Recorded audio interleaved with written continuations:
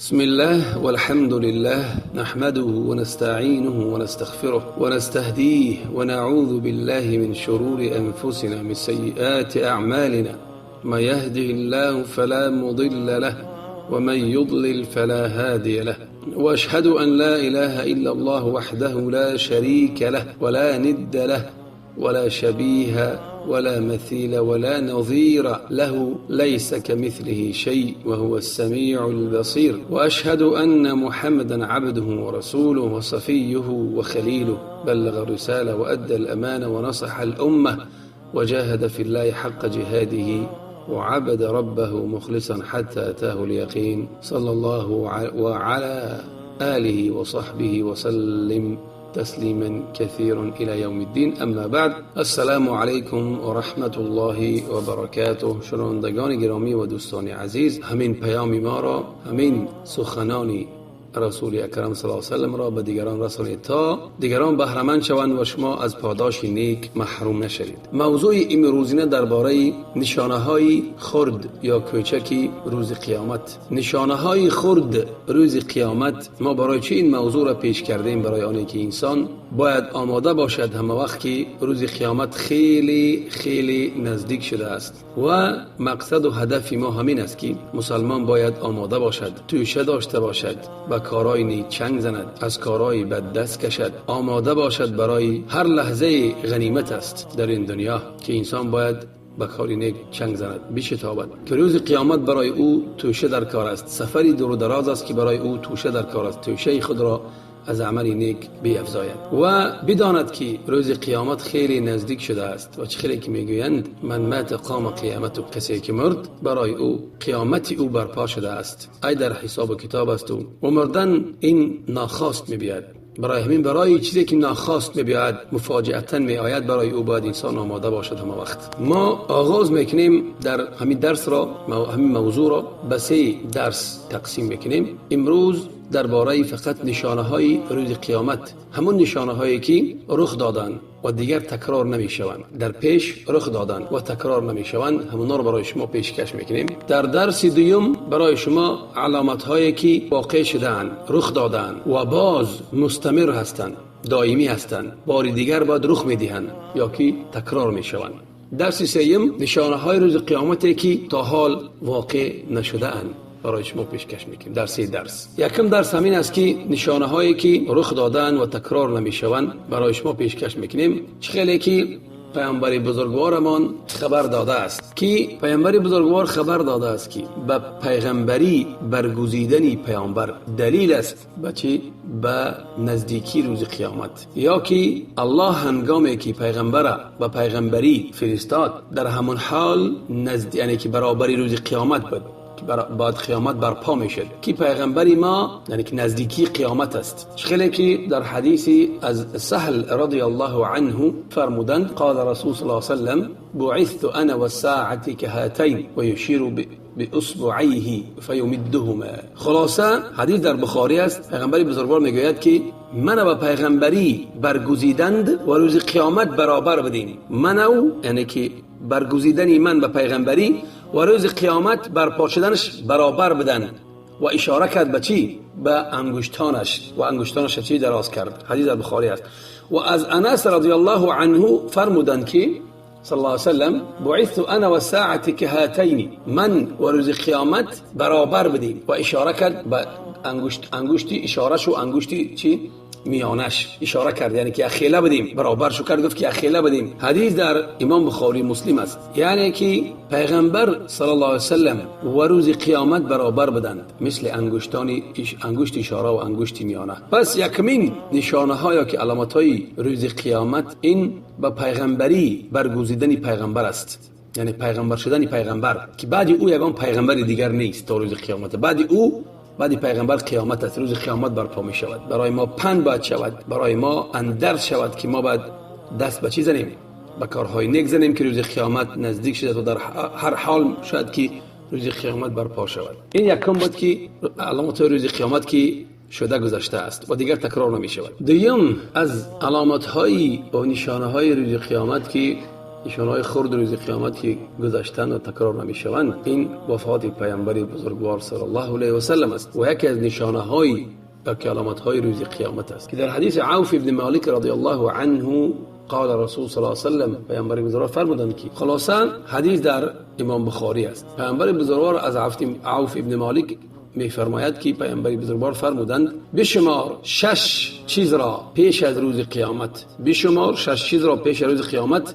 یکی از آنها میگه موتی، یعنی وفات کردن من، وفات کردن پیامبر بزرگوار صلی الله علیه و سلم. این یکی از علامت‌های خردی که گذشته است و دیگر تکرار نمی‌شود و این بزرگترین مصیبت است که برای مسلمانان رخ داده بود. همون وقت دنیا در پیش آنها تاریک شد و چه خیلی که مدینه پر نور و پر برکت بود، پس بعد مردن وفات پیامبر بزرگوار صلی الله علیه و سلم تاریک شد که پیامبر بزرگوار صلی الله علیه و سلم با وفات او وحی از آسمان قطع شد. خبر آسمان، خبر الهی که به زمین می آمد با وفات پیامبر قطع شد. برای همین این مصیبتی بزرگی بود برای امت محمد صلی الله علیه و سلم با وفات کردن بزرگترین خلق، بزرگترین نفری که برای آنها خبری آسمان می آورد و بزرگترین مردی که آنها او را دوست می داشتند از دنیا گذشت. این دویم علامتی بود از علامت‌های نشانه‌های خرد روز قیامت. سوم از علامت‌های روز قیامت این دو پاره شدن ماهتاب. دو پاره شدن ماهتاب چه خیلی که الله عز و جل می فرماید در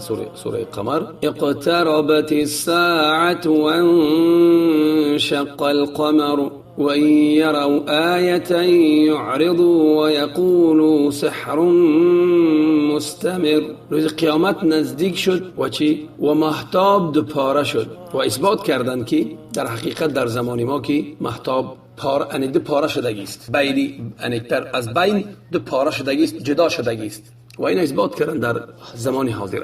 و چه خیلی که این امام نووی میگوید و قاضی عیاض که دو پاره شدنی ماهتاب این یکی از معجزه های پیامبر بزرگوار است که روایت کرده است. اینا خیلی از صحابگان بزرگوار و بعضی از منکران از اهل بدعت این انکار کردگیان. برای چی؟ برای آنه که بینایی دل آنها را الله کور کرده است که آنها نمیبینند و عقل این را انکار نمیکند. برای چی؟ برای که ماهتاب یکی از مخلوقان الله است. الله چه خیلی خواهد او را میکند و چه خیلی که درباره این حدیث ها اومدگین، چه خیلی که در حدیث بخاری مسلم است از انس رضی الله عنه فرمودند که ان اهل مکه سالوا رسول الله صلی الله علیه و سلم ان یریهم آیه فاراهم انشقاق القمر.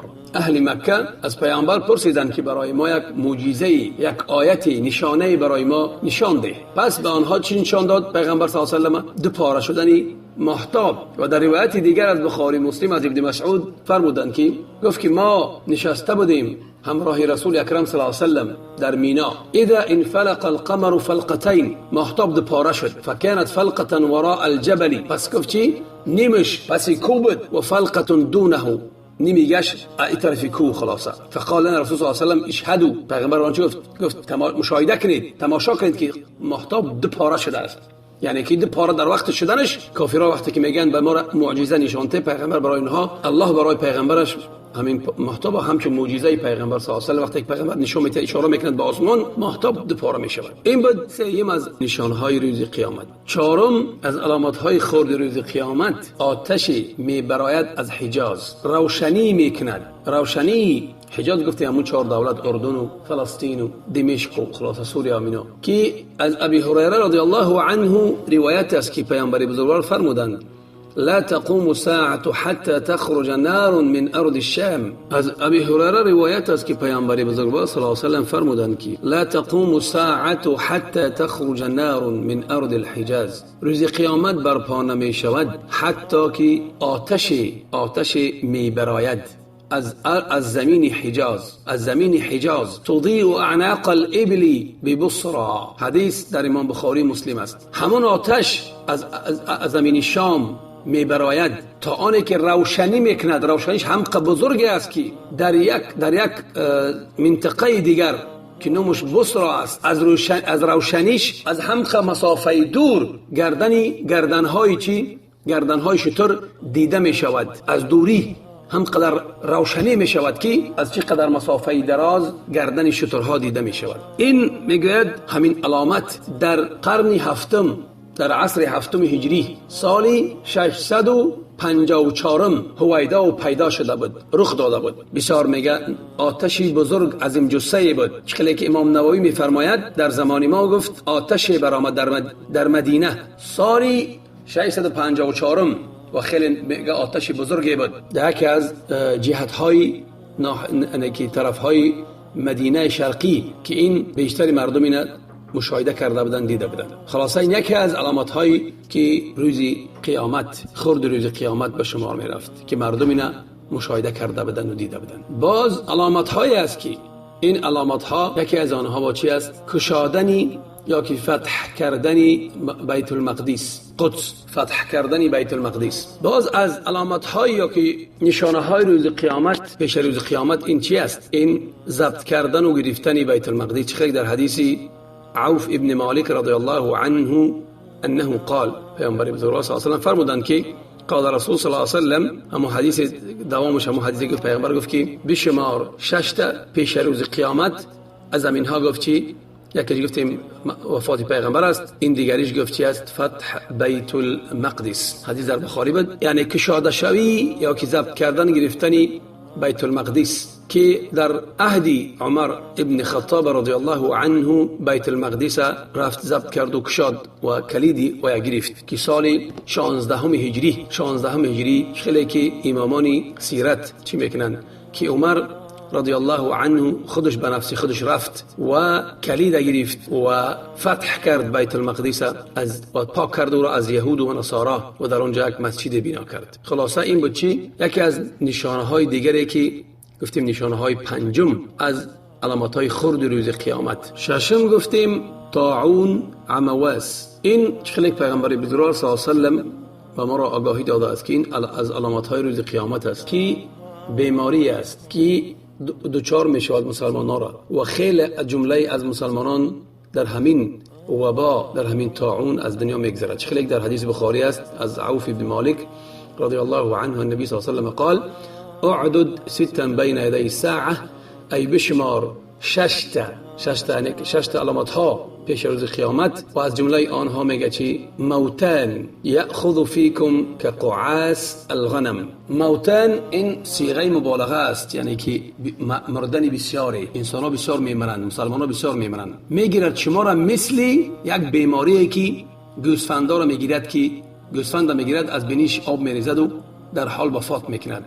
به همین معنا قطعی، یعنی که مثل گوسفند میگیرد، گوسفند در حال میکشد همون بیماری. همین در همون حال مسلمانان را میگیرد. همین که در شام بعدی فتح بیت المقدس میشود همین علامت 18 هجری. پس میگه بسیار منتشر شد همین طاعون. طاعون گفتیم بیماری هست که مثل کسلی های مثلا سپید یا که دیگر کسلی های هستن که تیز میگذرن مردم میکشن، یا که وبای هست، ویروسی است که میام یک شهر نیست میکنه. دم خیلی سال 18 هجری در خلافت عمر رضی الله عنه که مشهور به چی بود؟ به طاعون عمواس. طاعون عمواس این یک شهری است در فلسطین، شهری است، همون شهرنده طاعون میگیرد، مسلمان ها وفات میکنند و خیلی از جمله صحابگان وفات میکنند و خیلی خلق، یعنی مردم بسیاری که میگویند عدد آنهایی که وفات کردند در همین طاعون، در همین وبا 25,000 نفر. این یکمین وبا و طاعونی بود که در اسلام مسلمان را چی به سبب آن مسلمان را وفات میکنند. و از جمله که وفات کرده است میگویند در همون وبا یا طاعون معاذ ابن جبل رضی الله عنه و ابو عبیده ابن جراح رضی الله عنهم، از آنها الله راضی باشد. باز از هفتم نشانه های روز قیامت، نشانه های خرد روز قیامت، این برهم دادن جزیه و باج خراج است. این دو از بهترین مصدرهایی هست که مال، یعنی جمع‌آوری کرده می شود همچون مال برای بیت مال مسلمان ها. خیلی پیغمبری بزرگوار صلی الله علیه و سلم برای ما خبر داده بود که همین دو بیکار می شوند و مسلمان ها به سبب همین جزیه و خراج، یعنی که از همین جزیه و خراج محروم می شوند و یکی از واردات مهمی است برای بیت المال، از اینها چی می شوند؟ محروم می شوند. و خیلی پیغمبری بزرگوار صلی الله علیه و سلم در حدیث امام مسلم روایت می‌کند از ابی هریره رضی الله عنه فرمودند که قال رسول صلی الله علیه و سلم، پیغمبر بزرگوار صلی الله علیه و سلم فرمودند که عراق میگه من کرد چیشه؟ پولش درهم شه و قفیزها یک قفیز یک مقدار معینی، یعنی که همون وزن ترازویی که مقدار معین ترازو، یعنی که مقدار معین کیلا یا که برکشی، همون چی است؟ همون اهل عراق. همون چنین میگه شام، اهل شام هم مدیه همین چی یک نوعی از چی است؟ از برکشی یا که کیلا. و دینار شمان کرد و منعت مصر اردبها و دینارها.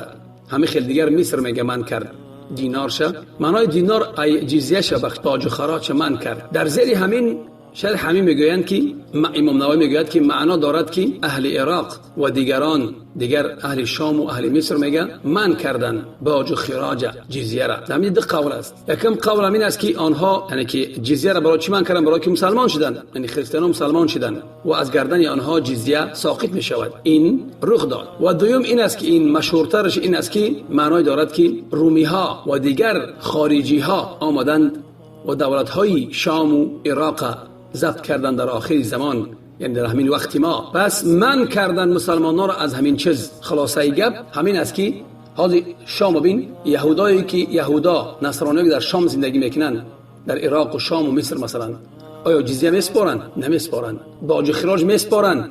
نمیسپارن مسلمانان. این کافرها آمدن و ضبط کردن همین دولت ها را در آخر زمان. همین آخر زمان ما است، به اینم تعلق دارد و به اون پیش هم تعلق دارد که من کردن. دیگر یگان کس نه جزیه میسپارد که پیش جزیه میسپاریدن به بیت المال. یکی از همون راههایی بود که یعنی که بیت المال پول جمع آوری میشید و باج و خراج یک میسپاریدن. حاضر همین ها بر هم خوردن به سبب کافران از یهود و نصارا ضبط کردن هم دولت ها را و بچی خود گرفتن و نه یهودا و نصارا جزیه میسپارن و نه دیگران باج و خراج. این علامت هفتم بود که از علامت هایی که گذشتند. بعد پیغمبر چی گفت صلی در آخرش؟ و عدتم من حیث بدأتم و عدتم من حیث بدأتم و عدتم من حیث بدأتم، یعنی که برگشتید به همون حالی که در اول بدید، یعنی به همون حالی که در اول بدید به همون برگشتید. یعنی مثل که پیغمبر و صحابگان در چی بودن؟ در حالی در مکه بودن و قریشیان با همراهی کافران مشرکان قریش. همون حال میگه در شما چی؟ به همون حال با برگشتید. همین با چی؟ همین به حاضر حال ما برابر ببیاد که ما زندگی داریم. خلاصه این بود چی؟ همون نشانه های خرد روز قیامت که گذشتند و دیمباره تکرار نمی شوند. برای همین انسان باید پند گیرد. سال هزارها سال پیش گذشتند و روز قیامت خیلی نزدیک است و ما باید همه وقت آماده باشیم. از دعای نیک خود ما را فراموش نکنید. السلام علیکم و رحمت الله و برکاته.